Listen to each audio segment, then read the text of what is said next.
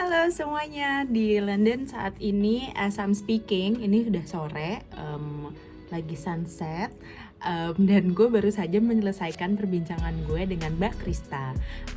Mbak Krista ini bisa gue bilang cukup inspirasional ya, khususnya untuk gue imigran baru ini. Mbak Krista adalah salah satu founder dari blog Diasporia yang barusan gue ajak ngobrol tentang bagaimana sih hidup dan berkembang sebagai seorang imigran di mana? Di Amerika. Saat ini Mbak Krista tinggal di Los Angeles bersama suaminya, dan sama seperti gue, Mbak Krista itu adalah imigran cinta, pindah dari Jakarta ke Los Angeles karena mengikuti suami. Banyak insight yang gue dapatkan terkait bagaimana sih orang Amerika itu sebenarnya, dan struggle yang dihadapi Mbak Krista dalam pencarian jati diri, tentang penerimaan sebagai bagian dari komunitas. Jadi ini perbincangan yang sangat menarik, sangat very close to my heart, karena sedikit banyak ceritanya tuh hampir sama kayak cerita gue. Jadi I hope you like it, I hope you watch it, dan share dan like videonya, dan dibagikan ke teman-teman, dan ditonton sampai selesai. Ngomongnya udah beribet, tapi ya sudahlah. Selamat nonton. Halo Mbak Krista, gantian. Halo. Perkenalkan, ini Mbak Krista. Mbak Krista adalah salah satu foundernya blog Diasporia, yang kebetulan beberapa bulan yang lalu aku ikutan nulis, jadi sekarang kita gantian. Kemarin aku yang bikin artikel untuk Diasporia, dan sekarang aku mau wawancara Mbak Krista gitu. Halo Mbak, apa kabar? Sehat selalu ya di sana kondisinya? Alhamdulillah sehat-sehat Alhamdulillah. walaupun COVID-nya nggak kelar-kelar ya, tapi Hopefully di perbincangan ini kita nggak ngebahas COVID ya, karena udah pusing jangan. banget gitu. Kalau bisa Jangan. jangan. Oke, aku sedikit brief aja gitu. Mbak Krista ini seperti yang bisa didengar orang Indonesia, dan saat ini sudah pindah ke Los Angeles, Amerika. Boleh diceritain nggak Mbak, gimana ceritanya tiba-tiba sekarang ada di LA? Jadi aku, pindah ke sini karena mengikuti suami. Aku tuh salah satu grup imigran cinta, aku Sama bilangnya. dong. Kebetulan kita kasusnya rada mirip ya, Fitri ya, karena, suami kita sama-sama orang Indonesia, tapi, apa namanya, sudah, lama di sinilah, aku nggak tahu kalau suaminya Fitri lahir di mana, tapi kalau suami aku sih lahir Indonesia, cuman udah pindah di sini dari waktu dia kecil. Jadi udah lebih Amerika daripada Indonesia, karena dia kadang-kadang tuh aku suka, sebel sendiri, "Kok gitu-gitu aja nggak tahu sih?" Gitu. Iya. Karena ternyata dia grow up-nya kan di sini ya, maksudnya aku di Amerika, bukan di Indonesia, jadi agak beda. Anyway, aku ketemu dia, kenalan, tidak menyangka berjodoh, nggak pernah cita-cita juga buat, pindah keluar maksudnya aku emang terus terang cita-cita tinggal di luar negeri, karena aku suka traveling, aku pengen melihat dunia itu ada dari dulu. Tapi untuk pindah karena mengikuti suami itu nggak ada di bayangan gitu. Iya. Aku dulu malah usahanya sekolah, coba cari kerja gitu, Hmm. tapi ternyata ujung-ujungnya kesempatan yang dikasih, yang aku dapetin adalah lewat suami aku gitu. Jadilah aku, meninggalkan semuanya dan, itu umur aku 30 waktu itu, waktu pertama Hmm. kali pindah.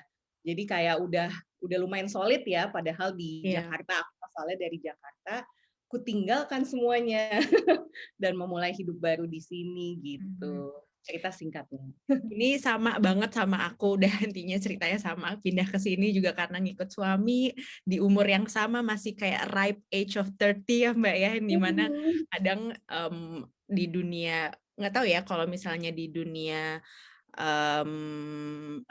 profesional mungkin gitu, sebagai orang kan, umur 30 tuh coming into 30s, kita expect-nya kita sudah punya roots gitu ya, baik itu di tempat mana kita tinggal, dan tentang karir kita juga. Tapi itu semua akhirnya berubah. Ketika Mbak Krista pindah ke sana gitu, apa yang pertama dirasakan? Ada rasa takut nggak ketika, wah gue it's time gitu, I'm gonna move halfway around the world?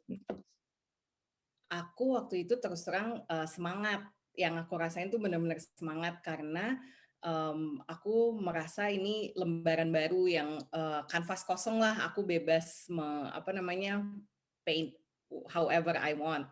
Tapi, ternyata aku baru berasa, drop-nya tuh ketika sampai sini, tidak sesuai harapan. Maksudnya tidak sesuai harapan tuh, manusia kan hanya bisa berencana ya.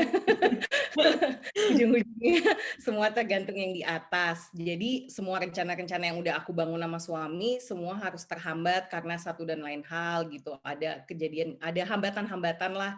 Namanya orang imigrasi itu kan pasti nggak mudah kan, pasti ada aja hambatannya mulai dari segi paperwork lah, adaptasi lah ini itu. Pokoknya aku mengalami hambatan, disitulah baru aku kayak sempet merasa takut banget apakah aku udah melakukan, udah ngambil keputusan yang benar apa enggak gitu loh. Tapi waktu awal balik lagi, aku semangat banget karena mungkin aku ke ini, apa namanya, kebawa, iming-iming American Dream kali ya. Ya, that's the thing. Itu yang aku penasaran ketika orang berbicara, apalagi Indonesia gitu. Kita kan sangat Americanized ya gitu, baik dari Ya, ya. bahasa dan apa yang kita tonton secara budaya gitu dibandingkan nama Eropa dan negara-negara barat lainnya, kita tuh sangat Amerika gitu. Kayaknya kiblatnya tuh kemana ya? Oh, jalan-jalan ke luar negeri. Pokoknya dream gue udah gue mau ke Amerika gitu. And ketika nyampe sana, apa yang ditemukan? Apakah sesuai ekspektasi Mbak Krista? Sama sekali enggak. Iya bener banget. Oke, jadi bener banget kita lebih ke Amerika walaupun aku juga dulu sempat sekolah di Inggris, tapi, apa namanya, tapi dari kecil kan semuanya Amerika banget kan, lingkungannya dan sebagainya sampai udah besar juga. Aku jadinya tuh semangat karena aku mikir, aku bisa bahasa Inggris, jadi nggak takut lah waktu itu insya Allah. Aku juga nggak, apa namanya, aku berpendidikan, aku merasa kayak, cukup percaya diri bisa, aku siap mulai dari nol gitu loh, walaupun tapi aku merasa bidang aku ada sesuatu yang bisa aku pakai lah gitu. Yang ketiga, suami aku kan tinggalnya di daerah LA walaupun pinggiran, tapi masih LA gitu. Jadi kayaknya, nggak no problem lah ya, lain mungkin kalau misalnya tiba-tiba aku harus tiba-tiba jodoh aku orang misalnya Norwegia gitu yang sama sekali aku Gitu. nggak bisa bahasa, nggak tahu Iya. mau gimana, atau even kalau di Amerika tiba-tiba suami aku tinggalnya di Kansas gitu atau di yang lebih kecil gitu. Kalau ini aku merasa semuanya kayak cek cek cek cek gitu. Oke. Jadi aku semangat. Begitu datang, begitu datang tuh of course semuanya tidak sesuai harapan, indah-indah tapi tidak semudah itu. Yang pertama karena, ternyata ya tetap beda lah Amerika yang aku lihat dari TV dan juga, aku datengin. Aku pernah beberapa kali liburan sebelumnya juga yang aku datengin dan Amerika yang aku tinggali beda karena, ya kalau kita datang sebagai turis kan Iya gimana sih, betul. itu kan happy-happy aja yang dilihat juga Hollywood gitu, Santa Monica yang terkenal-terkenal aja gitu. Tapi begitu tinggal barulah ngerasain kayak, "Oh gila ternyata nggak bisa nyetir, musti belajar nyetir." Dulu di Jakarta dari umur 17 udah nyetir ke mana-mana. Di sini mobil cuman satu, apa namanya, Setirnya suami kerja. setirnya beda. Nyetir beda, mau belajar tuh semua kayak takut. Aku inget banget pertama kali aku jalan jadi suami aku kerja, aku jalan aja keliling, rumah, belum bisa ngapa-ngapain kan, jadi nggak sekolah, nggak kerja, muter-muter berusaha, familiar sama daerah rumah. Amerika itu gede banget Fitria, kayak at least daerah aku ya mungkin, well negaranya sendiri aja gede. Iya. Modelan aku tuh kayak BSD, mungkin aku nggak tahu kamu familiar nggak BSD yang daerah Iya. baru tuh deket-deket ICE yang Oh, kayak tahu-tahu, iya. jalanannya lowong-lowong, jarak antara satu sama lain jauh-jauh, tapi udah padet. Kalau BSD kan kayak daerah baru, ini mungkin coba bayangin BSD 15 tahun ke depan gitu loh, yang luas-luas, banyak mobil, kenceng-kenceng, Mmm. tapi besar. Terus aku jalan kaki tuh ketakutan karena mobil kayak kecepatannya tinggi-tinggi. Aku jadi parno sendiri, padahal apaan sih orang udah Iya. biasa jalan kaki juga kok ngelihat mobil aja takut gemeteran, aku nyebrang Ya jalan tuh ampun, gemeteran gitu, kayak sebener-bener kayak orang desa datang ke ke kota, kota padahal gitu. orang Jakarta gitu loh, Iya iya, kayak malu banget biasa nyebrang di Sudirman juga. iya. Nyebrang di Sudirman mah lempeng aja udah. Ada Iya, mobil ini yang tuh udah deket ke kita juga kita diem aja kayak ya udah lanjut gitu. Tapi itu iya rasa ini rasa rasa takut itu datangnya dari mana, Mbak? mungkin karena baru berasa ini realitinya gitu loh, nggak apa, kayak, "Oh ini udah pindah hidup baru, nggak tahu apa-apa yang," dan nothing kalau nggak ada suami, aku nggak ada yang bisa aku pegangan. Pada saat itu ya, karena waktu itu aku benar-benar masih hitungannya nempelan suami doang, karena, apa, kan kalau pindah ke sini musti ngurus-ngurus, suratnya juga, apa segala macam, masih bawa paspor ke mana-mana ya, kayak masih Imigran baru. setengah-setengah. Heeh, imigran baru banget gitu. Jadi kayak, wah itu sampai gemeteran loh nyebrang Ya jalan, nyebrang ampun. jembatan aja tuh ngelihat mobil pada lalu lalang, aku gemeteran terus aku pulang, kayak hampir nangis gitu cerita ke suami, "Ya ampun aku takut banget jalan," kayak dalam hati aku, "Why?" Wah, dan itu tahun berapa ya, Mbak? 2017? 2017, iya, Hmm. 2017. Berarti sudah hampir berapa tuh? Hampir 4 tahun sekarang. Heeh, Itu tapi asumsi aku gradually it's getting better ya. mhm. Berarti Mbak Krista di sana hanya berdua dengan suami. I mean keluarganya suami juga nggak di sana. Oh, ada, keluarga suami ada di sini tapi tinggalnya di kota lain Oke. gitu.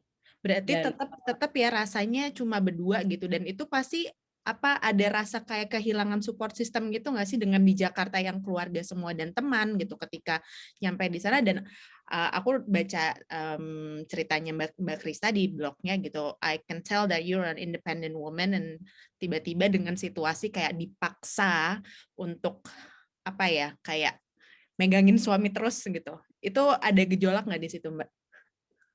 iya banget sih, sempat, ya itu bener banget aku merasa aku, wanita yang cukup independen kayak apalagi, aku grew up itu, anak paling tua, papaku udah nggak ada jadi, beliau meninggal waktu aku, hampir lulus kuliah, adik aku masih umur 14 jadi kayak sebagai anak tertua aku yang rada ngatur keluarga lah gitu kan di Indonesia. Jadi, pas di sini, berat sih rasanya, sempet kehilangan jati diri sedikit awal-awalnya gitu, sempet harus sampai ngomong sama, apa, profesional ikut terapi buat, nenangin diri lah karena waktu itu udah kalut banget. Kepala tuh kayaknya kalau hari-hari normal cuman, di kepala tuh kayak ada 1000 pikiran bersamaan, jadi kayak pusing gitu loh, kayak nggak bisa lurus gitu. Jadi butuh bantuan profesional buat meluruskan apa sih yang aku rasain dan apa yang aku pikirkan gitu. Setelah itu, semuanya menjadi lebih baik karena jadi aku udah belajar gimana apa yang aku rasain itu, aku terima, rasain saat itu, tapi, habis itu aku pilah-pilah lagi apakah ini penting untuk aku dwell on it Hmm. atau, udah oke, misalnya aku kangen rumah, oke, kangen, sedih, mau nangis sejenak boleh, tapi habis itu lanjut gitu. Ya proses sih ya, kayak Pasti, itu maksudnya udah sudah 4 tahun itu pasti banyak banyak perkembangan dari yang tadi pertama Mbak cerita ya. Ketika baru sampai gitu dengan tadi apa berbagai macam um, aku nggak mau bilang culture shock ya, cuman mungkin secara psikologis ngerasa bahwa um, kepercayaan diri itu terkikis realita yang ada gitu loh, tidak seindah yang kita tonton ataupun dengar cerita orang gitu.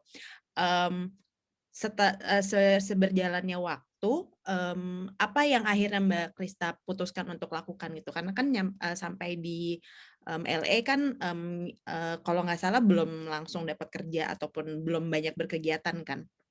belum. Jadi, aku setelah masa-masa proses itu, aku memutuskan, "Oke, aku harus do something," apa juga aku jalanin deh gitu yang aku cari-cari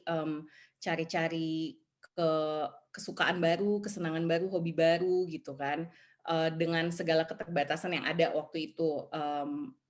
Kalau boleh lihat ke belakang dari dulu pas aku datang sama sekarang alhamdulillah udah progresnya udah lumayan banget buat aku keluarga kecil kita lah gitu. Jadi sekarang udah beda kalau ngeliat ke belakang, tapi dulu tuh aku berusaha make the best of what we have, kayak enjoy the little things. Itu klise banget kedengarannya, tapi kayak ternyata jalan ke taman aja bisa bikin hati seneng gitu-gitu, yang kayak jadi try to make my own schedule, kayak oke, suami kerja, udah beres rumah, udah nggak ada apa-apa, jalan sekalian jalan keliling, daerah yang tadinya awalnya takut sampai sekarang udah enggak gitu. Maksudnya dulu aku udah pindah sih dari daerah yang itu, tapi, dulu tuh udah nggak takut lagi, udah hafal kiri kanan depan belakang gitu kan.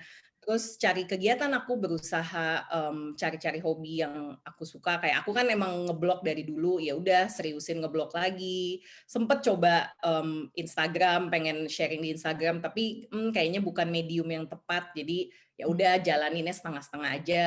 Terus, aku coba cari kerja freelance, kan kalau kerja freelance nggak apa-apa tuh, soalnya online kan, klien aku nggak di Amerika. Jadi, aku berusaha put myself out there, pokoknya terus berusaha berkarya lah gitu dengan hal-hal yang aku suka. Aku juga berusaha kayak, oke, maybe coba full time housewife gitu, trying to be bener-bener homemaker, tapi ternyata kurang suka, ternyata Ya. kurang passionate, kalau dipaksa jatuhnya malah jadi kayak beban gitu, jadi, nggak fokus di situ gitu.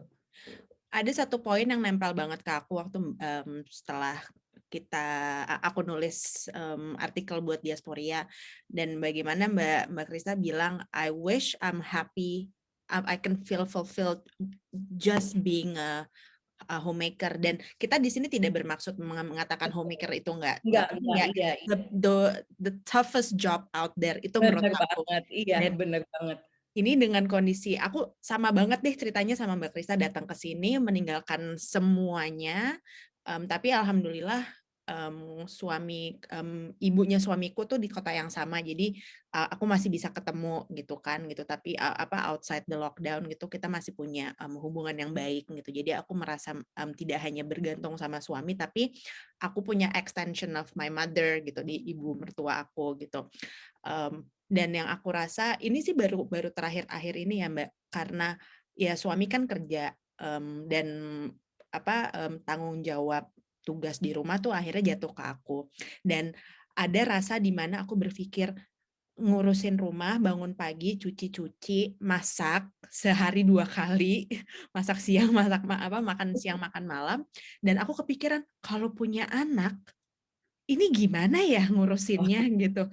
Terus langsung kepikiran, sekarang paham sih mungkin ada beberapa ibu-ibu yang merasa memilih berkarir karena memang itu passion-nya dia, ataupun ada yang menjadikan karir tersebut sebagai apa ya, bukan jalan keluar tapi, supaya nggak di rumah gitu. Output gitu kali ya? Iya Iya, betul, iya. output gitu. Dan Mbak Krista ngerasain itu nggak? Kayak gimana nih kalau misalnya aku nggak pernah realize kayak being a homemaker is really tough, susah banget.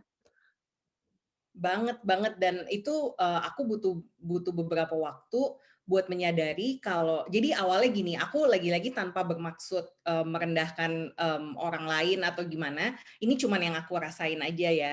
Jadi, waktu aku menjalani full 100%, waktu awal pindah aku sebagai homemaker, aku malah merasa aku tuh nggak ada, achievement-nya gitu. Kayak aku waktu itu inget banget, sempat yang salah satu hal yang aku, frustasi gitu, kayak nangis-nangisin gitu, kayak aku nothing gitu, aku bukan siapa-siapa, and then aku, untungnya aku masih, menjalin hubungan deket banget sama mama aku walaupun jauh di Indonesia, kita kayak teleponan hampir tiap hari segala macem, dia yang bilang, "Coba kamu bandingin kamu yang dulu sama kamu sekarang," gitu. "Kamu dulu kayak masak Indomie aja minta bikinin mama, jadi ketahuan deh. Anyway, pokoknya yang kayak gitu sekarang kamu punya your own household gitu kan, yang kamu manage mau perfect kek, mau enggak kek, pokoknya itu your own thing gitu." Dan, si mama bilang, "Kamu musti kayak appreciate yourself," gitu. Dan itu aku jadi baru sadar sih, iya ya, emang bener, ini tuh berat loh, walaupun, eee, beda kasusnya sama kerja atau sekolah atau apa, tapi ini something else. Dan aku sampai kayak aku terus terang belum kepikiran punya anak karena I don't think aku udah mampu untuk handle semuanya. Apalagi kan aku masih pengen, kemarin kan udah pause dulu nih karir apa gimana, aku pengen coba bangun lagi dulu, lihat nanti sampai mana, dan baru mungkin, apa namanya, membangun keluarga. Karena itu hal lain yang aku aja masih takut terus terang. Duh, sama banget ini aku kayak ngobrol sama diri aku sendiri. Nggak nyangka ya. Nggak nyangka, tapi emang bener sih Mbak, kayak aku, ini sedikit nggak divert dari conversation sih. Salah satu ketakutan terbesar aku itu adalah hamil dan punya anak. Dari dulu, dan itu dari sebelum aku pindah ke sini ya, gitu. Ketika sampai sini dan dengan ibuku udah nggak ada kan sekarang, jauh dari adik-adik, nggak punya teman gitu. Terus kayak, aduh gila gue kalau misalnya hamil gimana? Dan bahkan kemarin, ini pertama kalinya aku spend a whole winter, dan winter di London tuh depressing banget kan gitu. Jadi sekarang aku paham kenapa ada mungkin orang-orang seperti yang Muslim yang apa ya, ikut merayakan Christmas gitu ya di luar perbincangan agamanya ya. Tapi karena memang ada satu keinginan untuk apa ya, merayakan sesuatu in the Ada middle yang of hangat this, gitu kan. iya, miserable winter, miserable banget. Dan itu tuh bener-bener apa ya, kayak it hit me really hard. Terus sampai kepikiran kalau misalnya gue memutuskan untuk hamil, dan aku bilang sama suamiku kalau misalnya kita memutuskan untuk punya anak, gue nggak mau lahirannya pas lagi winter, yang ada bisa gila, nggak bisa keluar, takutnya maksudnya amit-amit postpartum depression gitu. Nah hal-hal itu kan mungkin kalau kita di Indonesia ada apa namanya, istilah it takes a village to raise a child ya gitu. Mungkin kalau di Indonesia itu tidak harus kita pikirkan. Mungkinlah orang-orang bilang, ada teman-temanku, ah setidaknya kan lo kan nggak usah dengerin komentar orang apa segala macam. Sekarang kok dipikir-pikir, tapi gue nggak akan punya sources orang-orang yang bisa bantuin gue untuk ngurus nih anak gitu. Itu juga salah satu yang Mbak Krista rasakan nggak? Aku agak beda sedikit karena aku takut tapi lebih ke memanage diri sendiri. Nah, aku nggak tahu ini apa karena pandangan udah mulai ke Amerika-Amerikaan yang individual apa gimana, baru ngeh gitu. Oh iya ya, aku nggak pernah mikir yang seperti kamu pikirin tadi, Fitria. Karena aku lebih ke takut handle, aku kayak nggak mikirin support system karena aku udah rely pokoknya diri aku sendiri gitu loh, udah nggak ngelihat pandangan orang lain, bukan pandangan, maksudnya orang lain gimana, akunya nih bisa apa enggak, dan sekarang jawabannya straight no gitu, kayak belum bisa gitu, masih takut gitu sih. Tapi kalau pikir-pikir ya mungkin pandangan aku udah agak mengamerika ya, karena yang lebih Enggak ya juga sih udah. Mbak. Aku punya beberapa teman yang mereka memutuskan untuk apa ya, sampai sekarang aduh kayaknya belum lah ya. Itu apa ya, makin kesini aku tuh yakin betul setiap perempuan itu pasti punya apa ya, perhitungannya masing-masing, kesanggupannya seperti apa, selama tidak dipaksa dan dia apa, ya sudahlah, setiap orang kan pasti punya Ya. pilihannya masing-masing begitu. Lalu kalau Mbak Krista sempat sekolah lagi kan? Nah itu gimana tiba-tiba kepikiran kayak aduh sekolah lagi deh, karena aku pikiran mau sekolah lagi, jadi pengen tahu. Ya itu juga salah satu hasil dari apa namanya, pencarian jati diri gitulah waktu pindah. Jadi aku mikir-mikir, oke, aku lihat kan, oke perjalanannya waktu itu adaptasi, udah jatuh bangun, akhirnya oke, udah semua udah lebih membaik. Now what gitu kan? Aku mencoba apa namanya, mengatur masa depan aku lagi.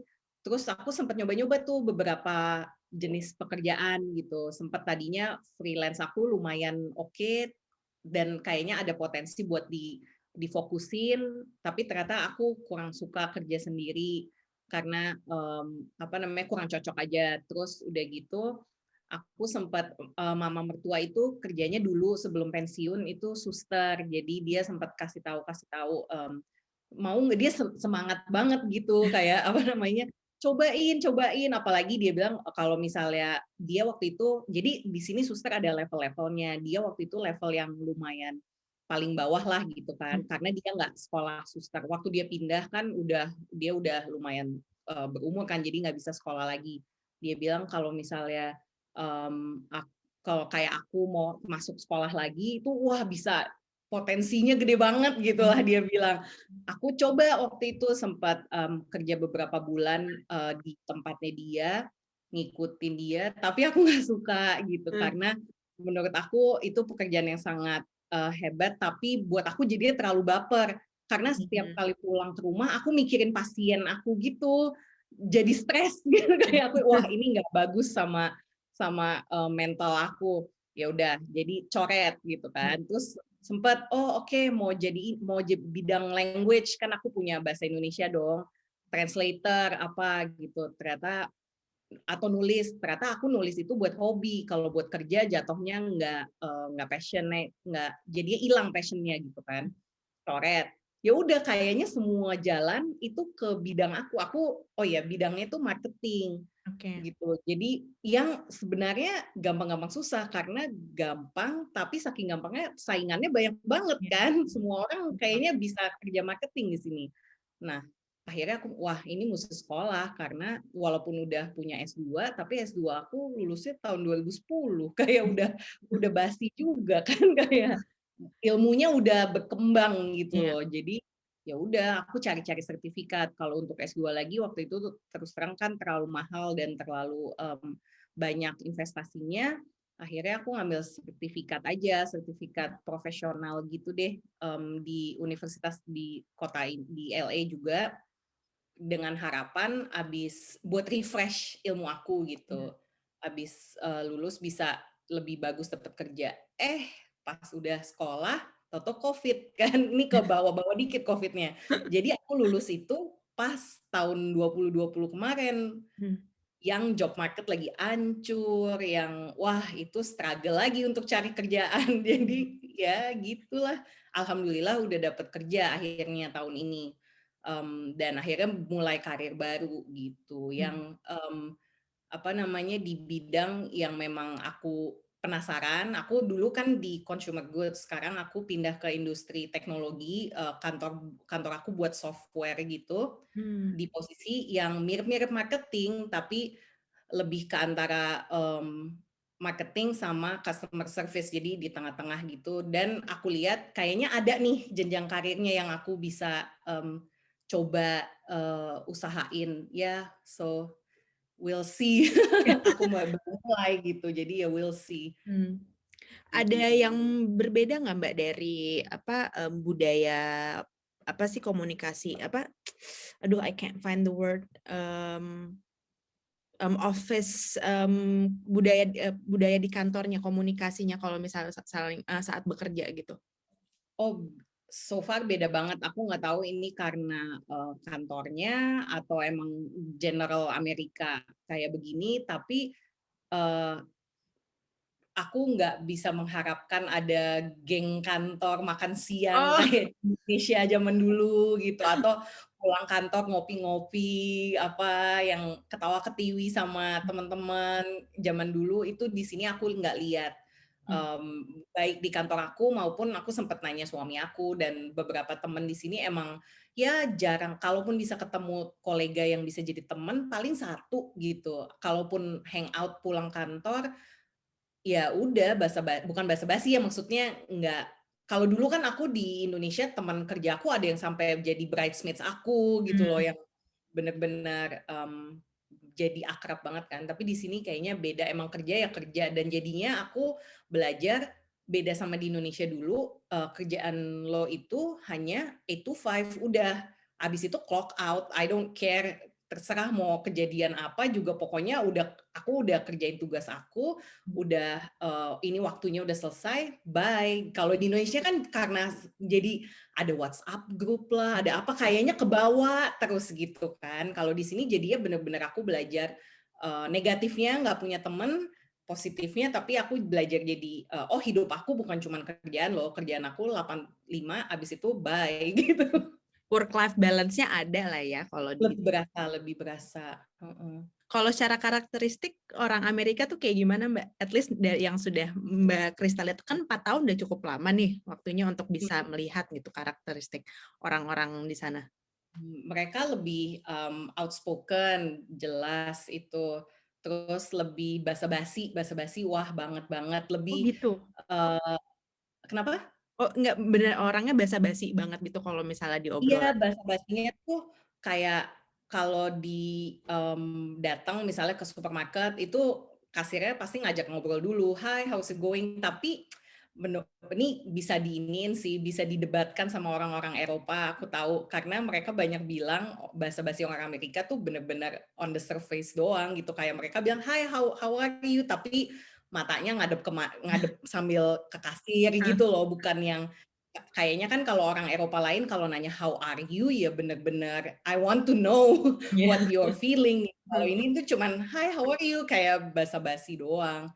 Itu kelihatan banget apalagi di sini. Individualis itu lumayan tinggi.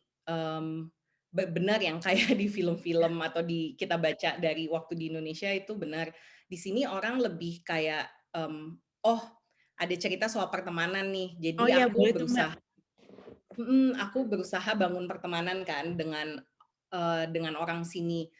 Mmm, aku alhamdulillah punya teman-teman suami yang dia udah kenal sama aku cocok juga. Jadi itu kayak kita udah nggak ngelihat lagi teman suami, teman aku udah teman kita lah itu. Alhamdulillah cocok bagian situ. Jadi aku ada support system dari segi teman-teman. Nah, kalau misalnya waktu aku sempat kuliah, aku ada beberapa teman international students juga, tapi mereka udah pulang ke negara masing-masing. Nah, aku coba deketin orang lokal kan, tanpa bermaksud apa-apa loh, cuman kayak pengen tahu kan, berusaha ngajak, waktu di kelas oke, berusaha ngobrol, ngajak ngopi, mereka tuh kayak nggak mau effort gitu. Jadi, lebih kayak aku lihat, mungkin ini nggak bisa generalisasi kali, mungkin emang orang ini aja, tapi at least pengalaman aku, dalam berusaha menjalin pertemanan tuh aku lihat orang Amerika lebih mau berusaha kalau ada, benefit-nya buat mereka, Mmm. gitu. Jadi, harus nggak ada tuh kan kalau dulu kayaknya orang Indonesia aku rasa asal ngumpul ayo gitu kan, semua diiyain mau capek-capek, mau habis meeting jam berapa pokoknya ngumpul ayo gitu. Kalau orang Amerika tuh enggak, kalau misalnya, "Oh lo nggak bisa jam segitu," ya udah akhirnya nggak jadi ketemu, kayak harus mau apa, mau ngopi, oke ngopi, oh jam 5, oh tapi nggak bisa, oh ya udah, and then nggak ada usaha lagi buat kayak, Reschedule atau gimana gitu. heeh, kalau bisa ya bisa, kalau enggak ya enggak gitu, kayaknya bener-bener hidup masing-masing aja. Mmm. Sampai sekarang berarti Mbak Mbak Krista punya punya teman yang beneran orang lokal, orang Amerika gitu? Nggak Lebih punya. ke ini, lebih ke apa, jadi sekarang kalau misalnya itu, apa ya, sekarang nggak boleh ngokong-ngokongko Nggak juga boleh sih, ngomong. cuman sama Ada apa. jatuhnya ya orang Indonesia lagi dan, apa namanya, dan hangout-nya ya kalau nggak orang Indonesia lagi atau orang, Asia yang kayak kayak suami aku punya teman orang Asia, bukan orang Indonesia tapi udah lama di sini juga, terus kadang-kadang suka kumpul, ya kita suka ikut nih sebelum corona ya, sebelum Mmm. Covid. Jadi kayak gitu, tapi yang untuk lokal banget adanya paling family friend suami aku, tapi itu rumahnya jauh, jadi kita kapan-kapan bukan kapan-kapan, maksudnya kadang-kadang kita suka kumpul Thanksgiving misalnya gitu, tapi lebih ke family friend, bukan yang hangout seumuran gitu. Berarti mungkin secara ya tadi benar Mbak Krista bilang nggak bisa digeneralisasi ya gitu, cuman memang ada sedikit, barrier gitu, cara pertemanannya tuh beda. Kalau kayak di sini, nggak tahu sih, aku baru kenalan ada 2 orang Indonesia yang aku baru kenal gitu, belum lama, beberapa bulan terakhir. Kita ketemu ngumpul baru 2 kali, tapi udah kayak kenal bertahun-tahun gitu. Jadi kan kadang-kadang, aku tuh sempat dibilang sama salah satu temanku bilang, "Entar kalau di sana jangan main sama orang Indonesia aja gitu, mainnya sama yang lain," gitu. Ya bukan yang nggak mau sih gitu ya, pasti mau gitu. Cuman terkadang karena apa ya, karena kan kita udah umur segini ya Mbak, sudah lebih dewasa gitu dan kita sudah punya pola komunikasi sendiri. Jadi kadang aku paham sih untuk mau mencoba penetrasi ke kelompok orang yang mungkin pola komunikasinya berbeda gitu. Itu pasti ada kesulitan gitu. Kalau, selain di pertemanan sendiri, on daily life gitu ada yang mencolok nggak Mbak, perbedaan yang sangat signifikan banget gitu sama, budaya di Amerika sama di Indonesia dulu? Itu aja sih yang basa-basinya kayak kalau ngomong, di sini semua orang ketemu di jalan bisa ngobrol, terus orang Amerika tuh seneng banget menceritakan tentang dirinya sendiri gitu. Kadang-kadang kalau misalnya ketemu di jalan, misalnya lagi nunggu I don't know, nunggu di dokter atau apa, terus kayak iya, dia bisa cerita apa, abis itu udah gitu. Jadi beda kan sama orang Indonesia, kan kita kayaknya kepo banget gitu kalau mau nanya-nanya ini itu. Orang Amerika malah lebih suka tanya-tanya, oh emang mereka pengen tahu gitu. Hmm. Mmm, dari mana asalnya, atau kayak, oh ya udah berapa lama, oh tinggal di mana, atau apalah gitu-gitu. Hal yang cukup biasa aku temukan di California ya, at least. Mungkin Hmm. beda lagi kalau beda state kan. Aku belum pernah aku baru cuman ke West Coast doang sih. Hmm. Traveling agak terhambat kan, karena you know who, Karena you know what, gitu. Jadi belum sempat explore banyak. kalau dari neighborhood sendiri gimana Mbak? Kalau sebagai contoh, kalau aku di sini alhamdulillah tempat kami tinggal itu cukup diverse ya gitu. Jadi dan nggak jauh dari tempat aku ternyata tuh ada coffee cart gitu yang jual orang Indonesia Oh, gitu. aku nonton videonya, iya Iya ya, aku itu lihat. dan dia tuh ngomong bahwa yang dia rasakan setidaknya di London ya dan tempat di area ini kita tuh tidak merasa seperti orang lain karena mayoritasnya itu imigran gitu. Ada yang orang Iran, ada yang orang Lebanon gitu. Dan jadi tidak merasa kayak the others gitu loh. Kalau untuk Mbak Krista sendiri ketika di sana melihat Amerika sebagai melting pot ya gitu.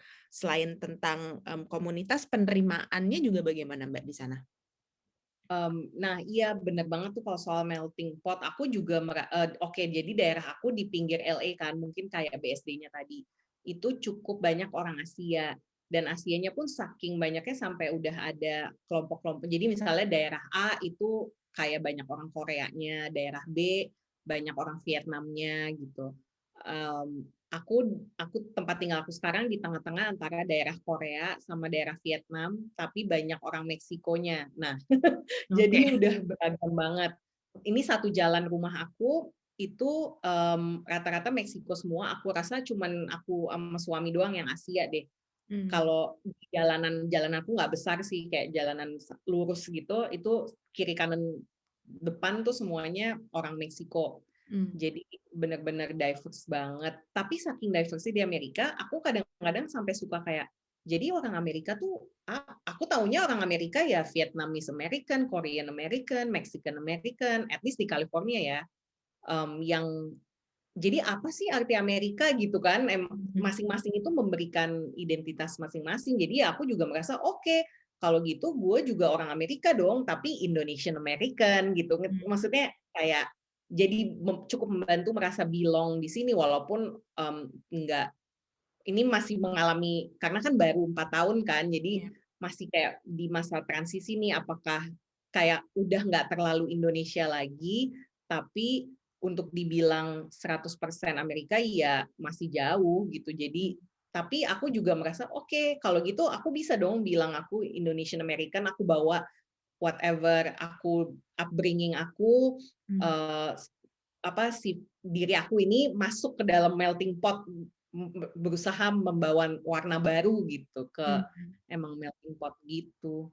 Di Gitu sih. terakhir-akhir ini kan kita lagi banyak nonton dan denger cerita dari Amerika terkait ras ya gitu. Kemarin tahun lalu yang kita dengar besar sekali protes terhadap kasusnya George Floyd. Udah gitu di New York sekarang lagi banyak Asian crime gitu.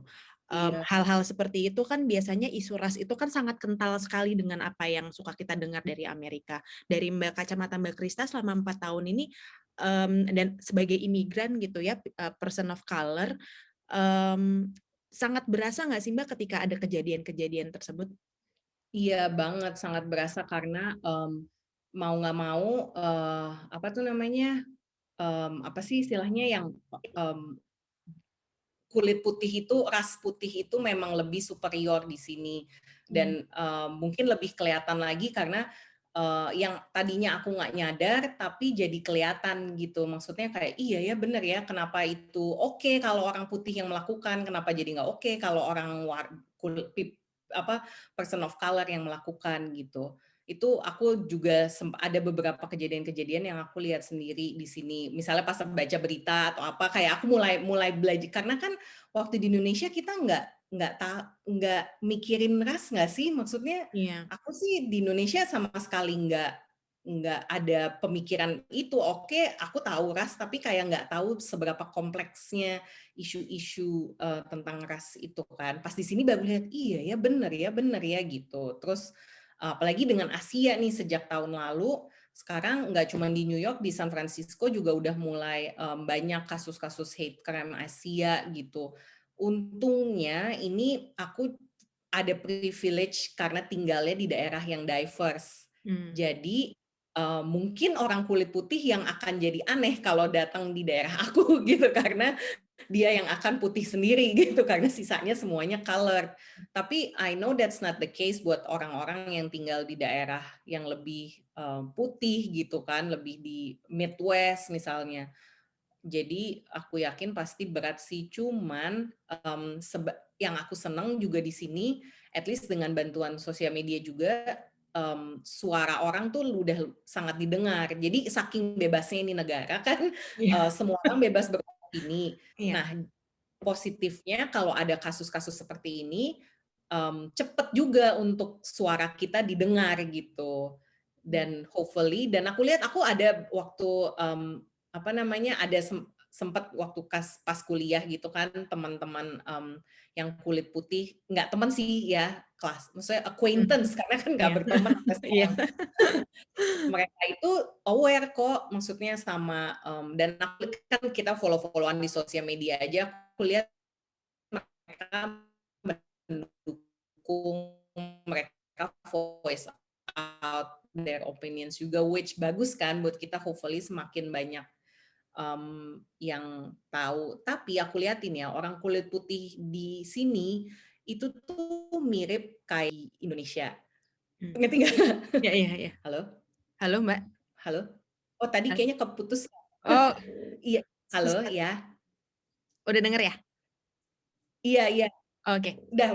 Nah, Ya, tadi aku bilang, iya aku perhatiin orang kulit putih di sini, itu tuh mirip banget sama orang Jawa Islam di Indonesia. Maksudnya, apalagi Jawa Islam laki-laki gitu. iya, betul. Jadi yang mereka udah memang mau nggak mau society-nya udah membentuk mereka kayak lebih privilege atau superior dari yang lain. Jadi kadang-kadang mereka nggak ngelihat di luarnya itu seperti apa gitu loh. Jadi itu unik aja aku ngelihatnya kayak oh iya ya ternyata Indonesia sama Amerika banyak kesamaannya gitu dari segi kayak gitu-gitu.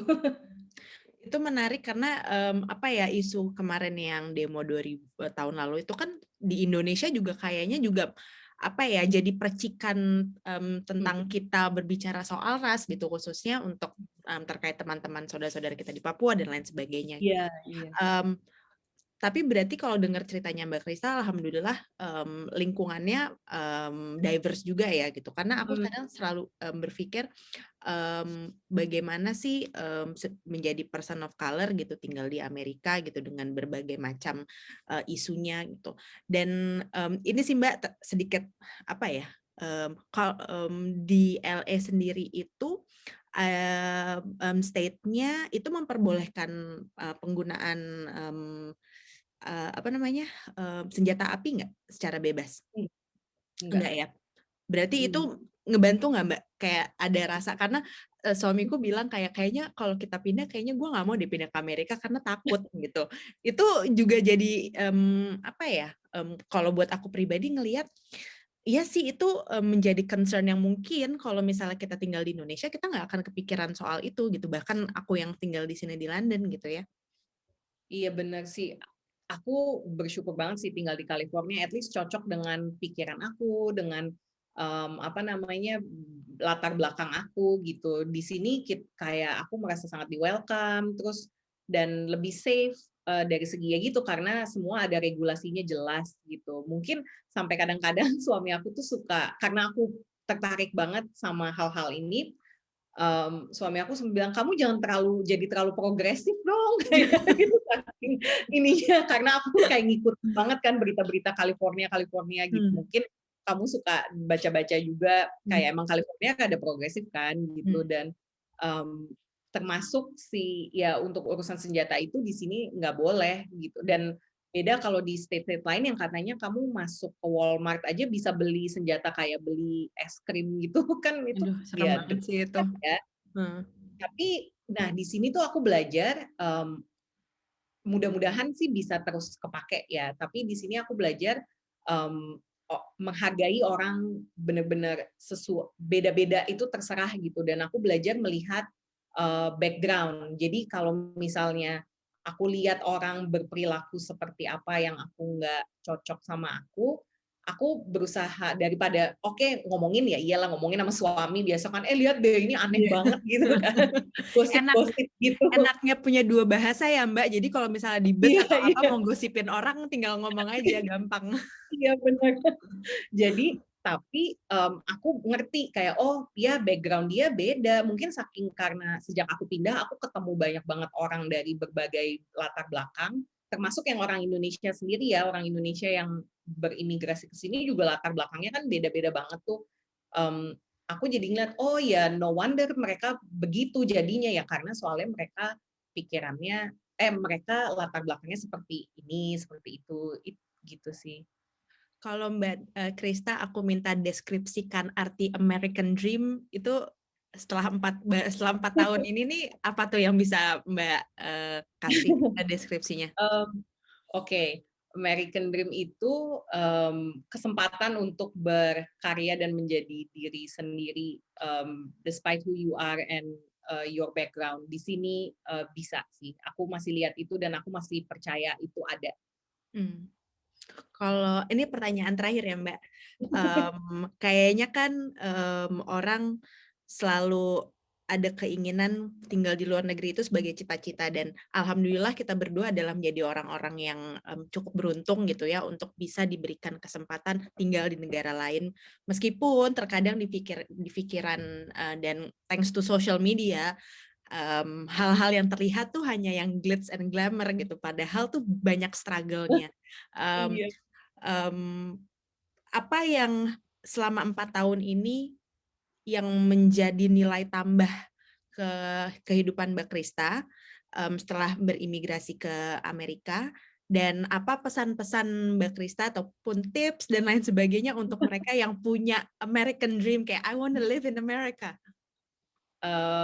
Wah, oke. Satu yang aku gain gitu ya berarti kan. Iya. Itu perspektif yang lebih luas sih.